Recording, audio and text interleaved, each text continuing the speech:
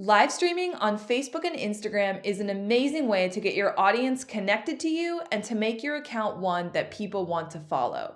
So in this video, I'm sharing 5 big mistakes to avoid in order to improve your Facebook and Instagram live streams and to make your audience excited to hear more from you. So go ahead and hit that like button and let's get into it.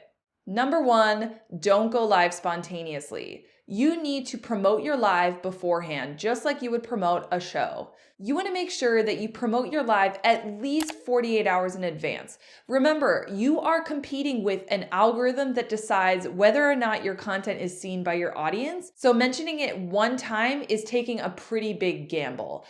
You need to make sure that if you're going live on Thursday, for instance, that you mention it Monday or even the week before. Hey, next Thursday, I'm going live.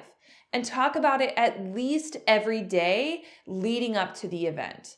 You want to make sure that your audience can look forward to this and that your promotions don't just reach a little handful of your followers. Make sure that you give people a little bit of information about what you're planning on talking about or doing on your live video so that they know whether or not it's something they want to attend. You also want to make sure that you stay consistent with the days and times that you're going live.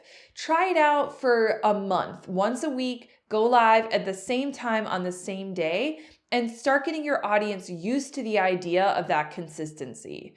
This will allow you to be sort of a show or a series that they can look forward to, and it will give them an incentive to want to make sure they check it out the next time it comes around. You can also give your live videos a name, like a series or some sort of event name that people can recognize and remember.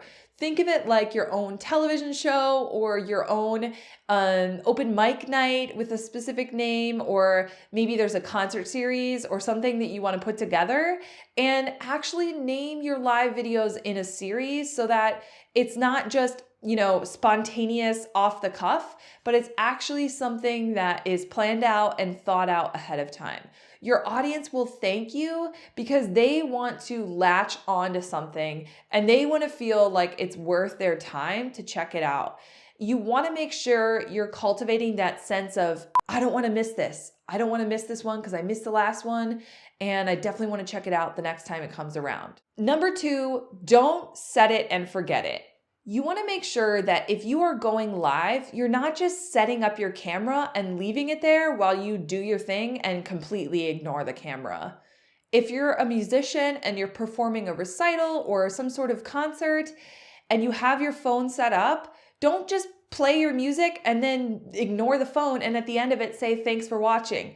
That is completely unfair to your audience. Imagine this. Your favorite musician is sitting literally 2 feet in front of you, playing their instrument, performing their music for you. And the whole time they're sitting 2 feet in front of you, they completely ignore your presence. They don't acknowledge that you're even there. They don't make eye contact with you. They don't say, hey, they don't say your name, nothing. They pretend you're not even there. That would feel pretty crappy. So think of it that way. If you are performing a live stream concert, you are sitting there 2 feet in front of that person's face, right? And if you completely ignore them, it feels pretty crappy for them and their attention span is going to be very limited. The number 1 thing here to remember is you don't want to treat your live stream the same way you would treat going to a gig and getting up on stage at a venue. Here's why. If you're on stage at a venue, you walk up there, you play your set. Every so often you say something like, "Are you guys having a good night tonight?" "Yeah," right? And that's the extent of the conversation, right? When it's over, you step off the stage and maybe a couple brave people come up to you and talk to you and say how great it was.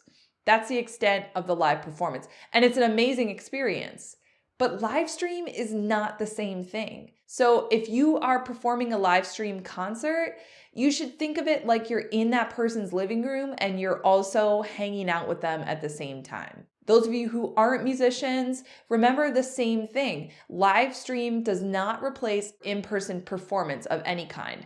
If you're reading at a poetry slam, you're not really engaging so much with the people that are there. You're more just doing your thing and then leaving the stage. It's not the same thing when you're live streaming. Make sure you include your viewers in the conversation. That means every so often, look at the comments and respond to them verbally and say the person's name. Tell them your answer to their question, or say thank you for joining and include their name in that.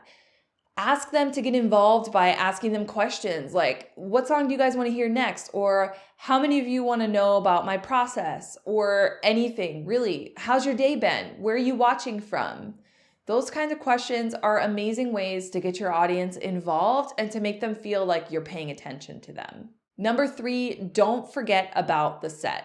When you're live streaming, it's basically the same as a movie set. You want to make sure that your background is styled and it looks nice and it's clean. If you're live streaming in your bedroom and there are like dirty clothes all over the floor and your 5 cups of water on your nightstand, people don't want to be a part of that. That's weird and creepy, right? So you want to make sure that while you're in your house and you're live streaming, that the surrounding area around you looks like it's part of the show.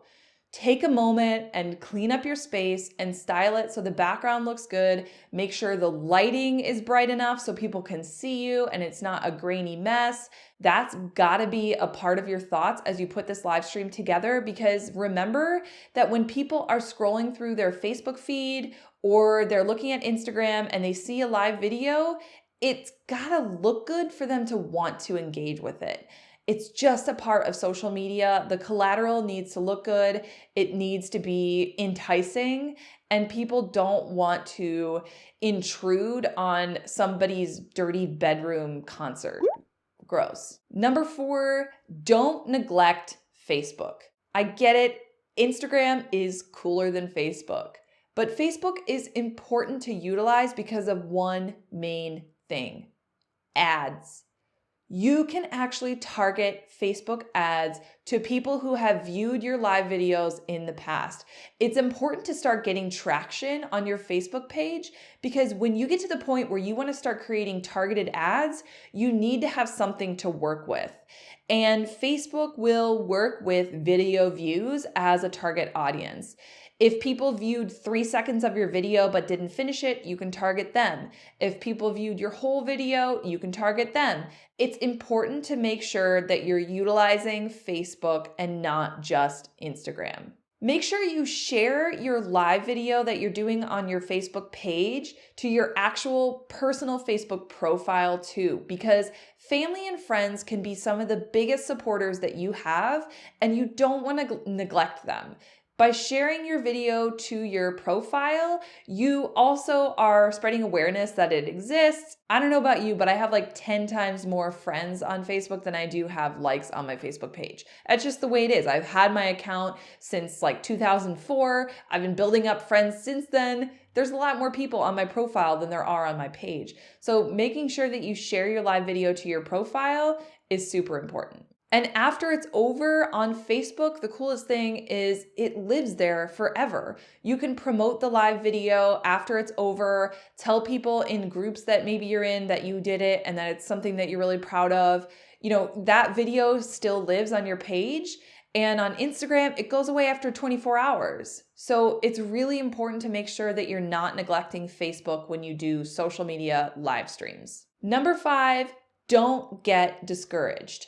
You will do live videos to 2 viewers for maybe a month straight, and that's just the way it goes. You will start off by doing lives to hardly anybody, but as you build momentum and consistency, people will start realizing, oh, it's Tuesday at 2:30. I got to get on live. Megan's on, right?